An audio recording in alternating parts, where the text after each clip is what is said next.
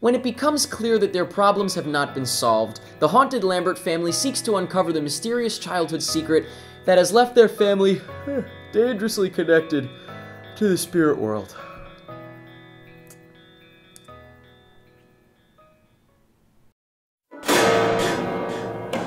This is Insidious Chapter 2.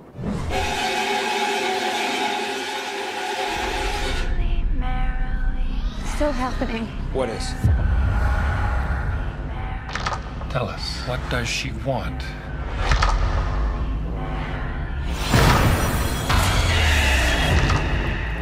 I heard voices in the hallway. Is there something wrong with Daddy, Mom?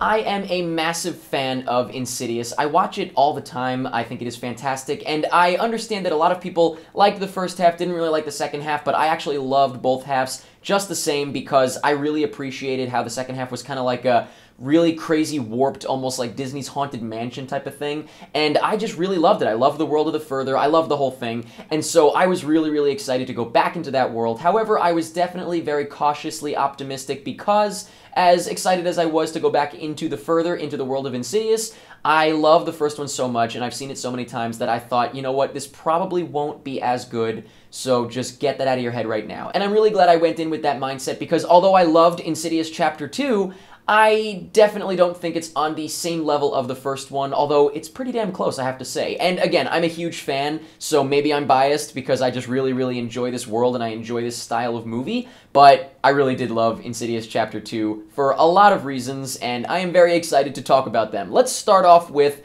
the writing, the plot. Right now, I will not talk spoilers, but at the end of this review, I will, because it's going to be really tough to talk about the stuff that I loved without spoiling things, and I don't want to spoil anything, that's for sure. But in general, this movie was all about story. It was all about the backstory, it was all about the current story as well, and it was more so about that than the scares. I'll get more into that in just a moment, but this was the main thing. And I'm not complaining because I got really, really into it and I thought it was really, really well done. And I was completely invested from start to finish. I didn't know what the hell was going on and I loved that. They could have rehashed it, they could have done the same thing again, but this was a genuine part 2. It was a continuation of the story and then some. And I really, really was glad that it wasn't just the same old stuff. I am glad though that the stuff that was the same was the stuff that I wanted to be the same in the tone, in the visual style, in the scare style, in the music, all of that stuff. So as far as the directing goes, I do think that there were less scares in this movie, but again, I'm not complaining because I was really, really into the story. However, the scares, when there were scares, were very effective because I was jumping out of my skin,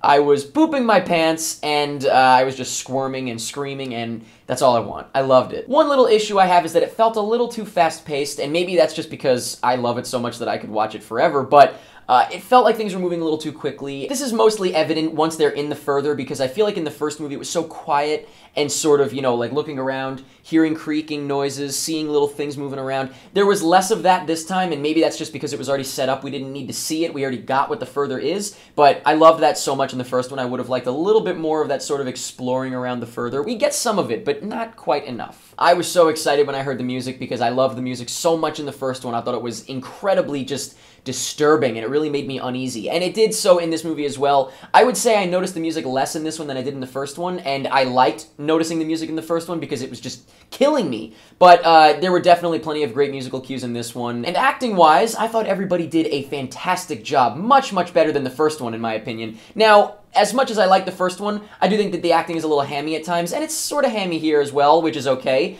But I actually thought everyone did a much better job. Rose Byrne, for sure. Patrick Wilson, he's doing a whole different thing in this one, and I was really, really impressed, I have to say. And that's all I can really say about Insidious Chapter 2 without spoiling it, so from here on out there will be spoilers. If you have not seen Insidious Chapter 2, please go check it out, and then you can come back and see what I have to say. So for now, if you're still watching, hopefully you've seen Insidious Chapter 2. Let's talk spoilers. Now, the thing that I loved the most, and I was just out of my mind giddy, I was so happy and so excited that they went back to the first one. Now, I'm a huge fan of this. I'm a huge fan of sort of doubling back to something you know and putting a new spin on it. And so now when I watch Insidious, you know, it's going to be like a new experience because I've seen what happens in Insidious Chapter 2. I will say that it's definitely a case of, and I could be wrong, I guess, but it seems to be a case of They got lucky, you know what I mean? Like the knocking on the door that ends up being Patrick Wilson, going back in time, I guess. Is it even in time? Because it seems like the further is just all time. Whatever, you get what I'm talking about. It seems like they didn't intend that the first time around. It was just a spooky knock on the door, and then they went back and added this in. Now, maybe they planned it. I doubt it, but I'm just covering my ass by saying it's not a definite. I don't care, though. It doesn't bother me because I thought it was really, really clever. And the fact that they were able to sort of tie it in like that is really, really cool. And I don't know. All I can say is I was really just kind of squirming in my chair in joy at that point because I was just like, yes, yes, I'm so happy. I was really, really happy, and I don't care if I look like a fool right now saying it. I loved it. Also, just in this movie, there were some time-related things, and I loved how, you know, it went back in time to him talking to himself as a kid, and the kid answering him. I thought that was all really, really cool, and how then, you know, Elise was standing there, and they couldn't see her. I just thought that was awesome. I love that Elise was back, by the way, and the fact that, you know, she was back as a ghost. Brilliant, love it. The part where you could see Patrick Wilson in the further playing the piano or hitting the piano in like anger, and it switches over from the real world to the further in just kind of like a second. I thought that was amazing, and when I realized that he was the one playing the piano, I was just floored. My jaw dropped because I thought it was insanely, awesomely clever. But back in the real world, I really enjoyed, like I said, Patrick Wilson's performance. I thought everybody was top-notch, but he was killing it because he was playing a whole different role, really. He was playing this, like, deteriorating guy, and he really pulled it off, I thought. He did a great job. And I thought it was really cool how it almost kind of became The Shining at the end, where he was banging on the door and stuff like that. I thought that was intense. And speaking of intense, I have to say, I think my favorite spooky, scary part in the movie had to be the part where the kid wakes up and he hears somebody talking in his can on a string, which I loved, by the way. I loved that. And it's going into the closet. That right there was killing me, but then it got worse when someone ran out of the closet. I shit everywhere. They had to come in and clean the whole place up. And then when she was just kind of like standing there and she was yelling, but you heard it through the can, that was awesome. I thought that was really, really just, again, really clever. I thought all of it was really cool, really well done. And you know what? The more I think about it, I don't know if I really liked the first one that much more than the second one. I kind of like them both on the same level. They were different enough that I almost feel like I can't compare them because, like I said, tonally and everything, you know, obviously similar because you want them to be. It's the same movie. It's the sequel. But, I don't know, so much was different that just makes me really happy. I'll just leave it at that. You know what? Why compare them? I love them both, and I can't wait to do like a back-to-back at some point. And I'm just really, really happy with Insidious, and I would love to see a sequel, but I'm a little nervous because James Wan has said that he is done with horror for a while. I don't know. I wouldn't want anyone else to do it. I wouldn't want anyone else to touch it. I would be perfectly fine if they come back to this in 10 years, but for now, I am being held over with Insidious Chapter 2 because I was really, really happy with it.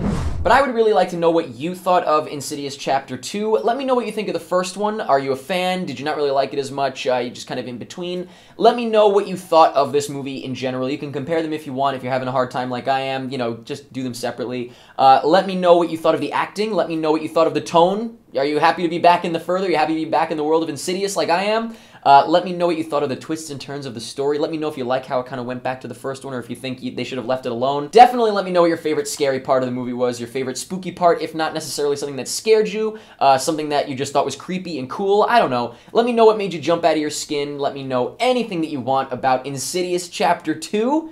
And that's pretty much it. There's someone standing in front of you. He's talking to you. What's he saying? He's got your baby. He's got your baby. He's got your baby. He's got your baby. He's got your baby.